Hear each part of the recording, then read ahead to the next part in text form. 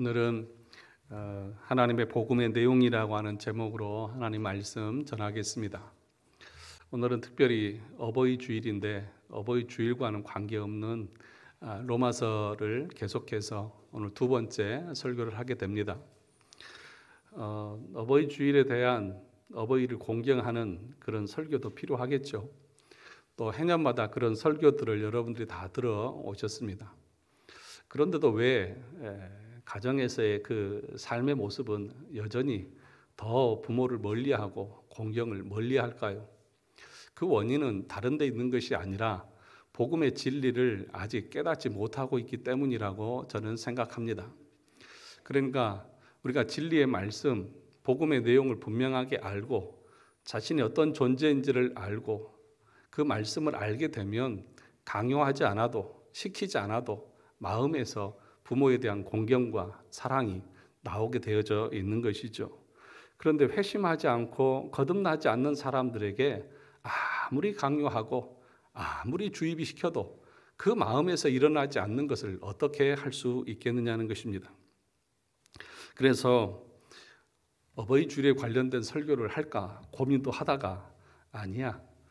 그렇게 해서 변화되었다고 하면 모든 예수 믿는 사람들이 부모를 끔찍히도 사랑하고 아꼈을 거야 라는 생각이 머리를 스쳐갔습니다. 그래서 오늘 또 로마서 두 번째 시간을 가지려고 합니다. 지난주에 여러분들에게 한 주간 동안 로마서를 열심히 읽고 오시라고 말씀을 드렸는데 자주 읽으셨는지 모르겠습니다. 로마서를 자주 읽고 그 말씀이 우리의 삶에서 또 내 생각 속에서 자주 익숙해져야 이 주일날 설교를 들을 때에도 여러분들에게 더 이해가 쉬울 것입니다. 로마서는 16장으로 되어져 있는 아주 짧은 성경이죠. 앉은 자리에서 처음부터 마지막까지 다 읽을 수 있는 그런 내용입니다. 그래서 여러분들이 매일 어찌 보면 매일 한 번씩 성경을 로마서를 읽고 오시는 것도 좋을 것 같습니다. 이 로마서 안에는 복음의 내용으로 가득 채워져 있다고 말합니다.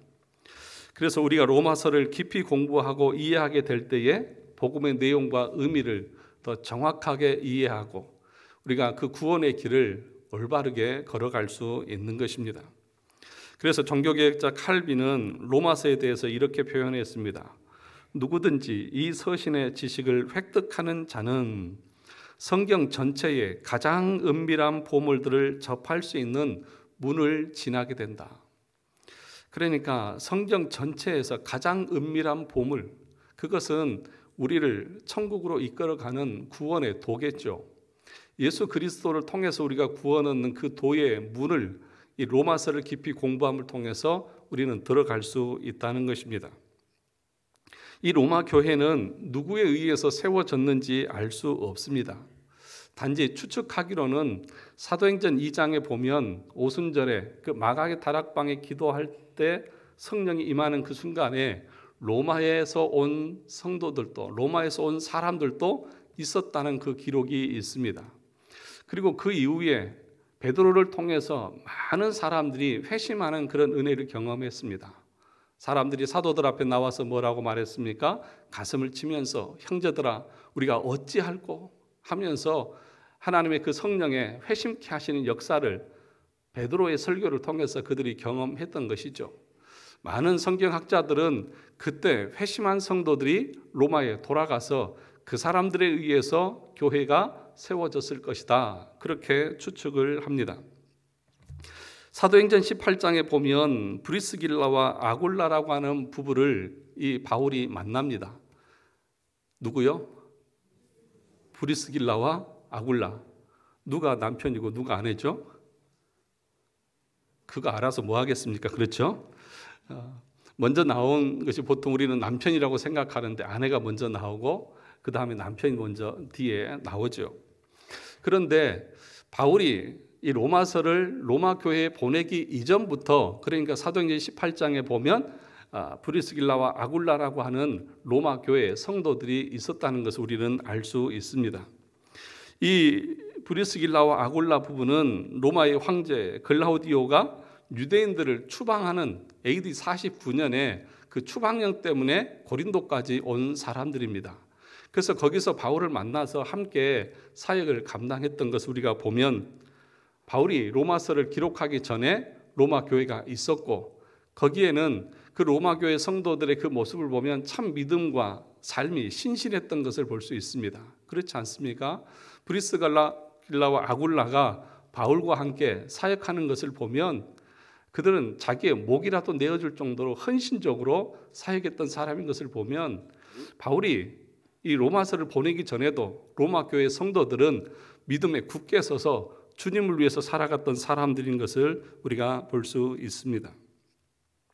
바울은 이 로마서를 AD 57년, 8년경에 고린도에서 기록했다고 말합니다. 그래서 로마서 15장에 보면 겐그레아 교회 집사인 베베에게 이 로마서를 전달하는 책임을 맡기는 것을 보게 됩니다. 이 겐그레아라고 하는 지역은 이 고린도 지역의 항구 도시를 말하는 것입니다. 그러니까 바울이 이 로마서를 기록할 당시에 고린도에 있었다는 것을 우리는 알 수 있습니다. 그러면 왜 바울은 이 로마서를 로마 교회에 전달하려고 했을까요? 로마서 15장 22절과 24절에 보면 이렇게 말합니다. 그러므로 또한 내가 너희에게 가려하던 것이 여러 번 막혔더니 이제는 이 지방은 고린도를 말하는 것이죠.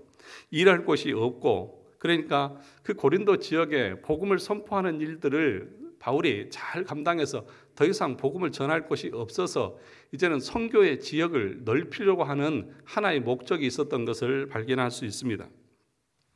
또 여러 해 전부터 언제든지 서바나로 갈 때에 너희에게 가려는 원이 있었으니 서바나는 지금의 스페인을 말한다고 그러죠. 그러니까 바울은 로마 교회에게 복음을 전하고 거기서 멈추는 것이 아니라 그 당시 땅끝으로 여겼던 스페인까지 가서 복음을 전하려고 하는 그 계획을 가지고 있었습니다. 그런데 그렇게 선교 사역을 하려고 하면 자신을 후원할 수 있는 후원교회, 선교회, 전초기지가 바울에게는 필요했던 것입니다. 그래서 24절에 보면 이렇게 말합니다. 이는 지나가는 길에 너희를 보고 먼저 너희와 교제하여 약간 만족을 받은 후에 너희의 그리로 보내줌을 바람이라. 너희가 나를 그곳에 보내서 복음을 전할 수 있도록 협력해달라고 하는 그런 목적을 가지고 있었던 걸 보게 되죠. 그러니까 바울은 로마 교회에 이 서신을 보내고 또 로마 교회에 가서 이 복음의 진리를 잘 가르치고 훈련시켜서 그들이 자신을 계속해서 선교의 그 동역자들로 삼아주기를 원했던 것입니다. 당시 로마는 세계의 수도였습니다. 그래서 지금도 통용되는 말이 있습니다. 모든 길은 어디로 통해요? 로마로 통한다는 그런 말들을 지금도 우리는 합니다. 로마는 전쟁을 위해서 도로를 잘 닦아 놓았다고 합니다. 그 길을 비아 아피아라고 부릅니다. 그 길이가 무려 2,800km나 된다고 합니다. 서울에서 부산까지가 약 400km가 조금 넘는데 그것의 몇 배의 그 도로를 로마가 닦아 놓았던 것이죠. 그리고 로마에 전달된 이 바울의 복음의 내용들이 그 길을 통해서 전 세계로 뻗어나가는 전파되는 그런 일들이 이루어진 것입니다. 그러니까 이런 것을 보면 이 세상에 우연은 없다는 것을 알게 됩니다. 하나님은 믿지 않는 사람들의 그 행위를 통해서도 복음이 증거되게 하십니다. 그것이 하나님의 섭리인 것입니다. 그래서 모든 것들은 하나님의 영광을 위해서 하나님이 친히 이끌어 가신다는 사실들을 우리는 기억해야 합니다.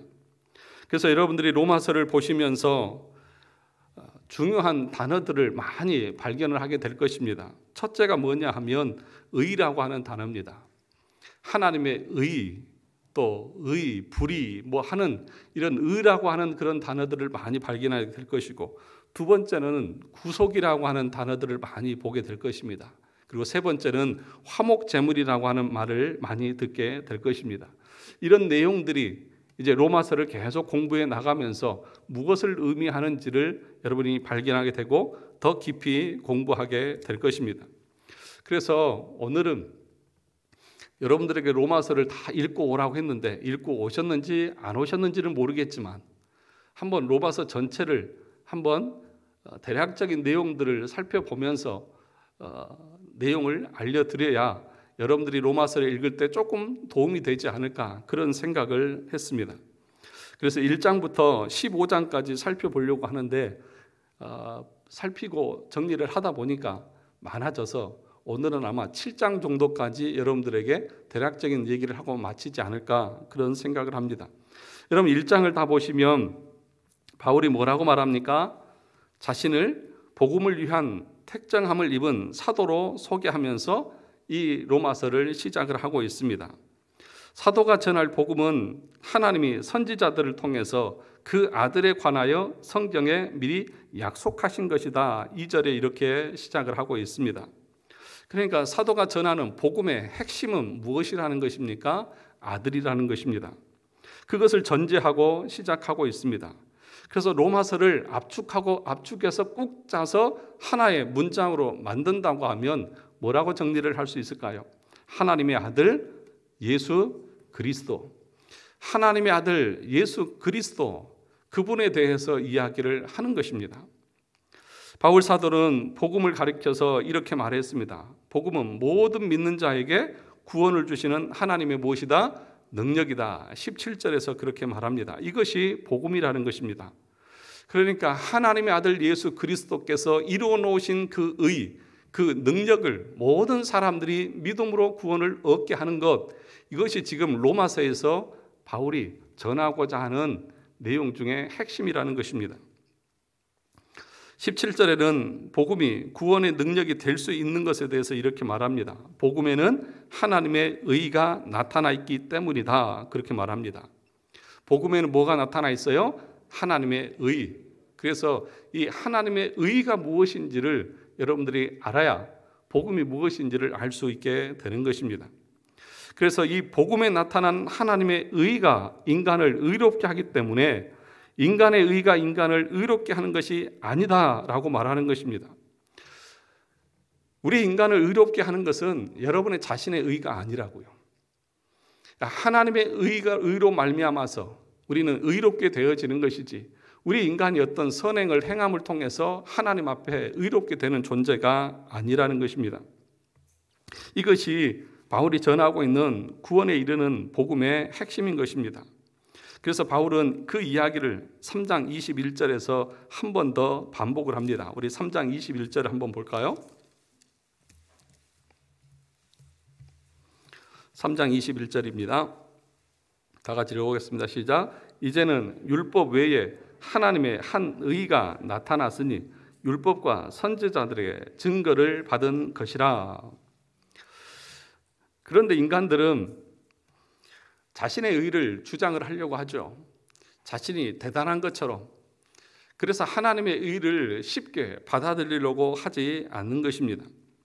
하나님의 의를 믿는 자는 자신이 불의한 존재이고 하나님의 심판이 마땅하다는 것을 인정하는 사람입니다. 그런데 이 하나님의 의를 인정하지 않고 자신이 의롭다고 생각하는 사람들이 많이 있다는 것입니다.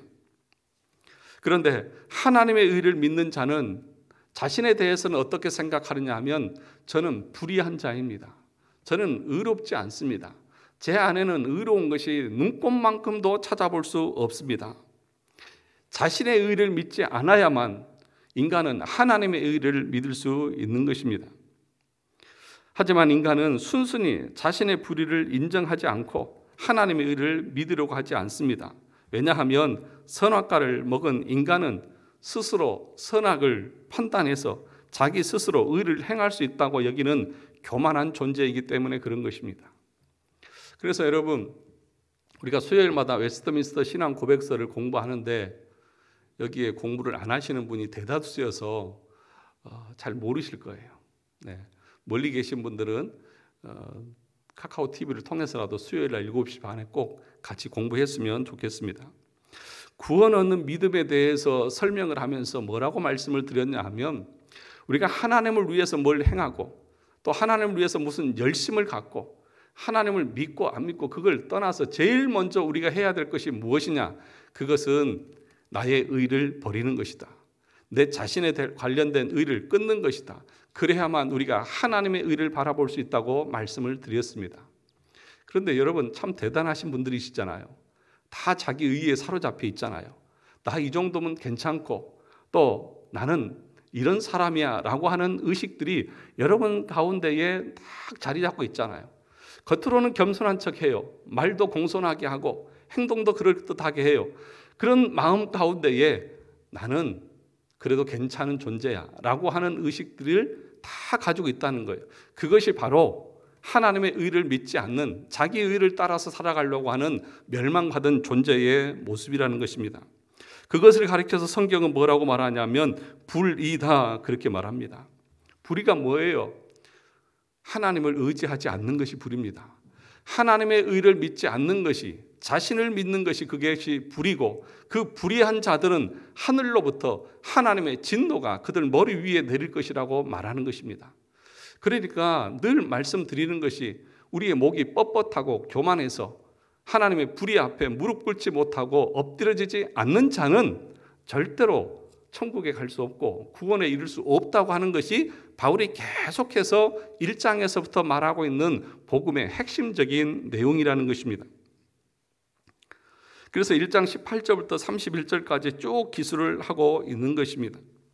즉 사도는 하나님의 의가 구원의 능력이 됨을 선포하고 그 누구도 하나님의 의를 통하지 않고는 구원에 이를 수 없음을 말하기 위해서 모든 인간이 불의하다고 불의할 수밖에 없는 일을 설명하고 있는 것입니다. 그래서 그 불의한 세상에 대해서 하나님이 심판한 것은 그 하나님의 심판은 온전히 정당하다고 말하고 있는 것입니다. 그게 2장 5절에서부터 8절까지의 내용입니다. 하나님의 진노는 정당하다. 그리고 그 앞에 왜 불의에 대해서 하나님이 진노할 수밖에 없는가를 설명을 하고 있는 것입니다.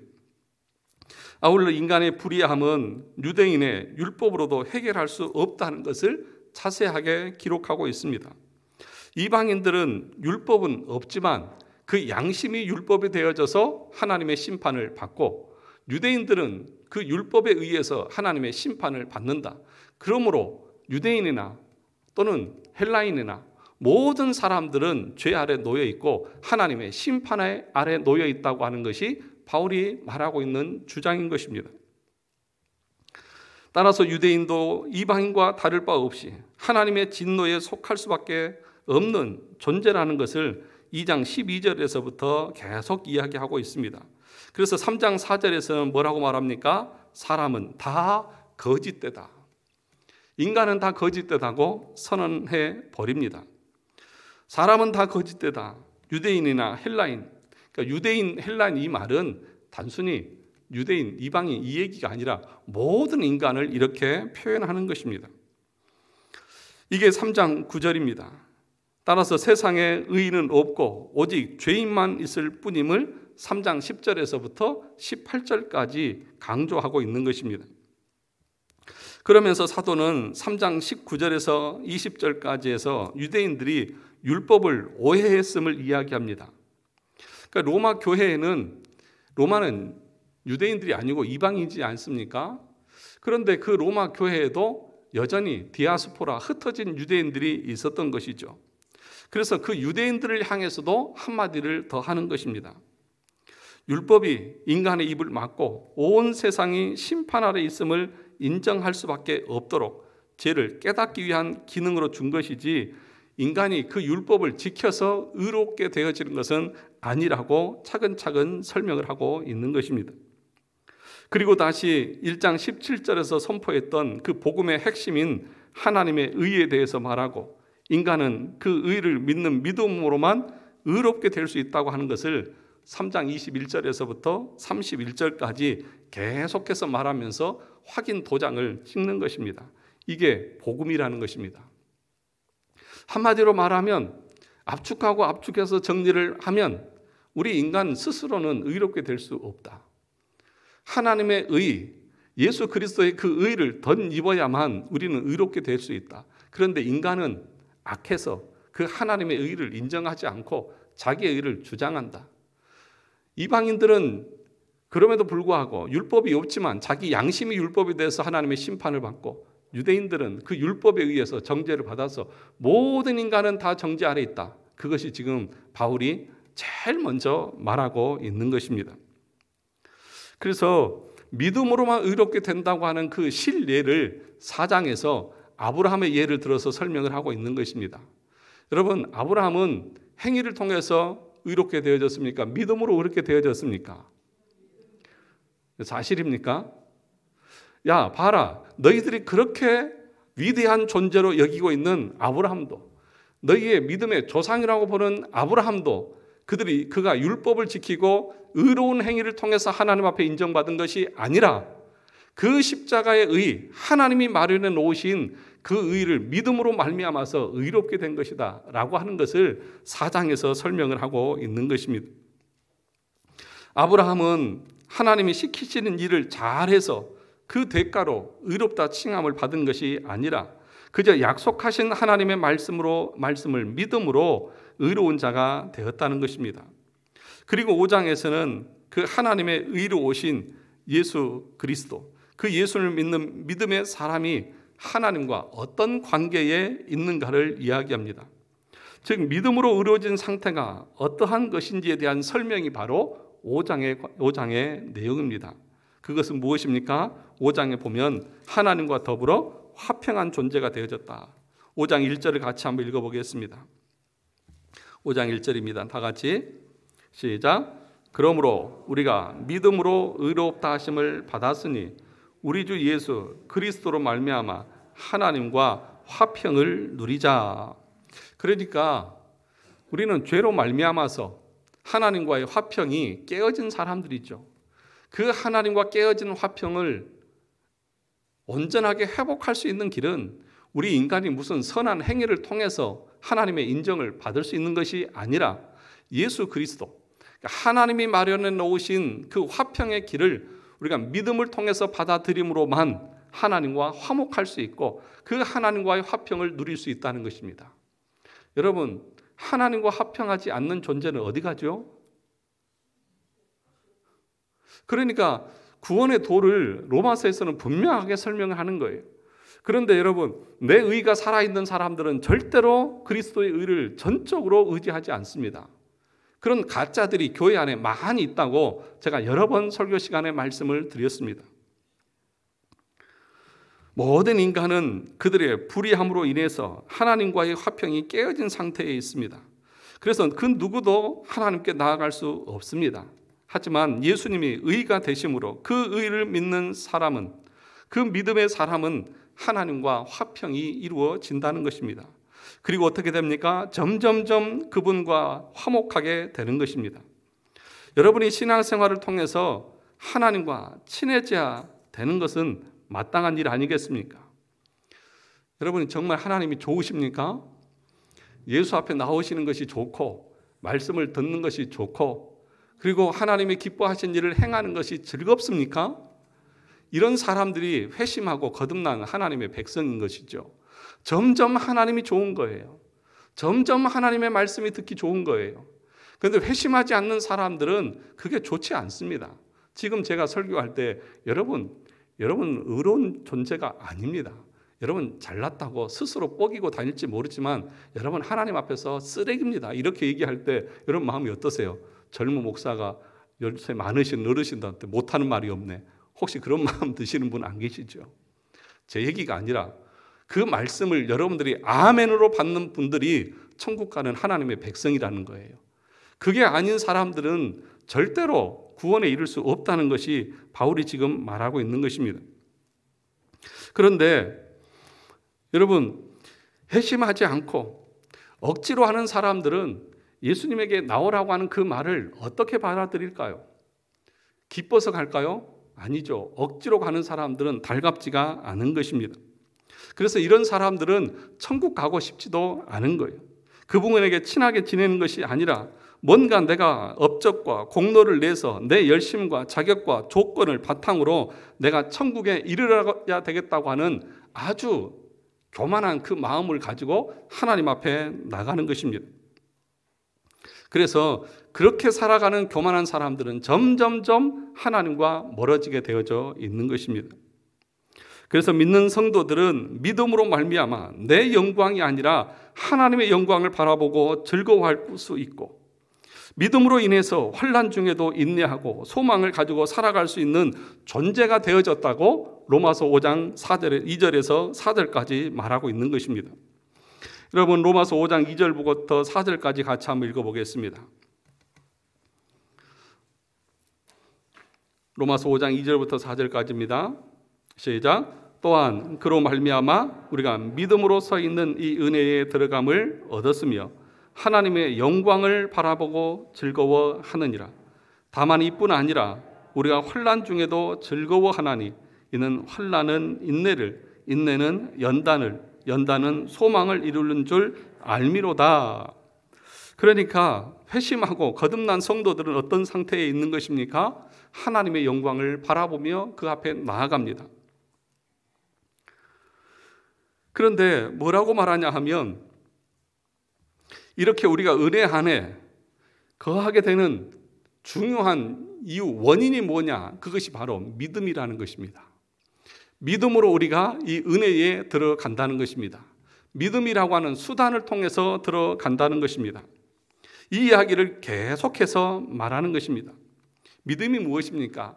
행위가 아니라 믿음. 그 믿음을 통해서 우리가 구원에 이른다고 말하는 것입니다. 그런데 그 은혜는 어디에 더 풍성하게 넘친다고 말합니까? 불의와 죄의 현장에서 더욱 풍성하게 넘친다고 말합니다. 5장 20절을 가서 볼까요? 5장 20절입니다. 시작. 율법이 들어온 것은 범죄를 더하게 하려 함이라. 그러나 죄가 더한 곳에 은혜가 더욱 넘쳤다. 죄가 더한 곳에 은혜가 더욱 넘쳤다고 하는 말이 무엇일까요? 실제적으로 여러분들이 죄를 많이 지으면 하나님의 은혜를 더 풍성하게 깨닫는다는 것일까요? 그게 아니라 여러분의 마음이, 여러분의 의가 다 바닥을 쳐서 내가 쓰레기구나, 내가 아무것도 아니구나 라고 하는 자기 인식, 자기 자각이 있는 사람은 그리스도의 은혜가 얼마나 대단하고 놀라운 것인가를 그 자리에서 깨닫는 거예요. 그러니까 다른 말로 하면 내가 정말 내 의에 사로잡혀서 교만한 사람들은 그리스도의 의에 대해서 대수롭지 않게 생각합니다. 그 의에 대해서 믿으려고 하지 않습니다. 자기 교만을 가지고 살아가는 것이죠. 그런 자들이 영원한 멸망에 처하는 것입니다. 그러면 이렇게 말할 수 있죠. 그럼 우리가 더 은혜를 많이 받기 위해서 죄를 많이 지으면 되겠네요? 그럴 수 없다고요. 왜 그럴 수 없습니까? 우리는 이미 믿음으로 말미암아서 은혜 가운데 거한 자이기 때문에 더 이상 그 죄가 우리에게 있어서는 안 된다는 것을 말씀을 하고 있는 것입니다. 5장에서 다시 죄에 대해서 언급하면서 모든 인간이 사망에 이르렀음을 말하고 있는 것은 예수 그리스도의 은혜의 풍성함이 얼마나 대단한 것인지를 설명하기 위해서 그런 것입니다. 죄가 더한 곳에 은혜가 넘쳤다. 이 말은 너희들은 죄악의 쓰레기들인데 너희들을 살리신 그 은혜가 얼마나 대단한 것이냐는 것이죠. 그 은혜를 너희들이 아느냐는 것입니다. 그래서 6장 1절에서 이렇게 말합니다. 그런즉 우리가 무슨 말 하리요? 은혜를 더하게 하려고 죄에 거할 수 있다 없다? 죄에 거할 수 있다 없다요? 없다는 것이죠. 왜냐하면 이미 우리는 영적으로는 은혜가 우리 인생을 왕노릇하고 있기 때문이다. 죄가 우리의 왕이 되어져서 우리를 좌지우지하는 것이 아니라 하나님의 은혜가 우리 인생의 주인이 되어져서 우리를 이끌고 가기 때문에 우리는 더 이상 죄에 거할 수 없다는 것입니다. 사랑하는 성도 여러분, 절대로 그럴 수 없다. 이것이 바울이 말하고 있는 내용인 것입니다. 그러면서 사도는 7장에서 이제 더 이상 죄에 매이지 말아야 할 것을 7장에서 이런 비유를 통해서 설명을 합니다. 무슨 비유냐 하면 다른 남자에게 시집간 여인의 비유를 통해서 설명을 하고 있는 것입니다. 그러니까 6장의 이야기를 7장에서도 계속해서 반복해서 구체적으로 설명을 하고 있는 것입니다. 즉 성도는 죄로부터 해방이 되어서 예수께 속한 자로서 죄의 열매가 아니라 하나님을 위한 열매를 맺는 존재가 되어졌다. 7장 4절에서 이렇게 말합니다. 우리 7장 4절을 보시죠. 그러므로 내 형제들아 너희도 그리스도의 몸으로 말미암아 율법에 대하여 죽임을 당하였으니 이는 다르니 곧 죽은 자 가운데서 살아나신 이에게 가서 우리가 하나님을 위하여 열매를 맺게 하려 함이라. 그러니까 결혼한 여인이 남편이 죽으면 다른 데 장가갈 수 있는 것처럼 우리는 율법에 의해서 죽임을 당했기 때문에 이제는 그리스도의 열매를 위해서 나아가는 것이 당연하다고 하는 것을 말하는 것입니다. 그런데 여러분, 성경은 분명하게 우리가 죄에 거할 수 없고 죄를 지을 수 없다고 말하는데 실제적으로 우리의 삶 가운데는 죄가 있습니까? 없습니까? 죄를 짓습니까? 안 짓습니까? 여전히 죄를 짓는 거죠. 그러니까 바울이 말하고 있는 내용은 뭐냐면 우리가 죄에서 해방되어져서 그리스도의 은혜 아래 있지만 그럼에도 불구하고 우리는 여전히 죄에 오염되고 찌꺼기가 남아 있어서 여전히 죄 아래 거할 수밖에 없는 존재이다. 그 죄가 우리를 둘러싸고 있다. 그것을 인정해야 한다는 것을 말씀을 드렸습니다. 그래서 웨스트민스터 신앙 고백서에서 뭐라고 말했습니까? 죄의 잔재가 남아서 우리는 여전히 죄에 넘어지기도 하고 죄를 짓기도 하고 그러면서 우리 자신들을 한탄한다고 말씀했지 않습니까? 그런데 여러분, 여기서 말하는 죄라고 하는 것을 단순히 도덕적이고 윤리적인 죄만을 말하는 것이 아님을 여러분 아셔야 됩니다. 여기서 강조하고 있는, 바울이 강조하고 있는 죄의 의미는 어떤 의미가 더 강하냐 하면 여러분 자의식에 대한 죄를 말하는 거예요. 행위적인 죄보다도 여러분 스스로가 여러분 자신을 의롭게 보는 그 죄에 대해서 말하는 거예요. 여전히 우리 마음속에 예수를 믿으면서도 여러분 대단한 존재라는 생각들을 다 가지고 계시잖아요.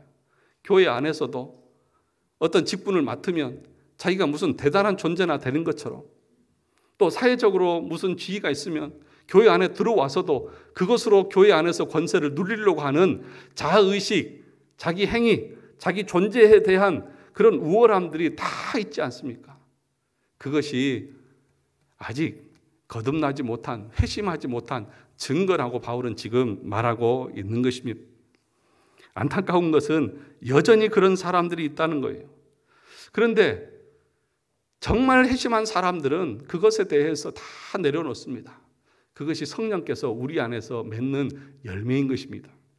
오직 성령의 열매는 사랑과 희락과 화평과 오래 참음과 자비와 양선과 충성과 온유와 절제니라. 거기에 내 자신을 드러내는 내용이 어디에 있습니까? 나를 자랑하는 내용이 어디 있습니까? 내 직분을 자랑하는 내용이 어디 있고 내 자존심을 드러내는 내용이 어디 있느냐고요. 아무것도 없습니다. 그것이 성령께서 우리 안에서 말씀을 통해서 우리를 이끌어 가시는 성령의 역사인 것이죠.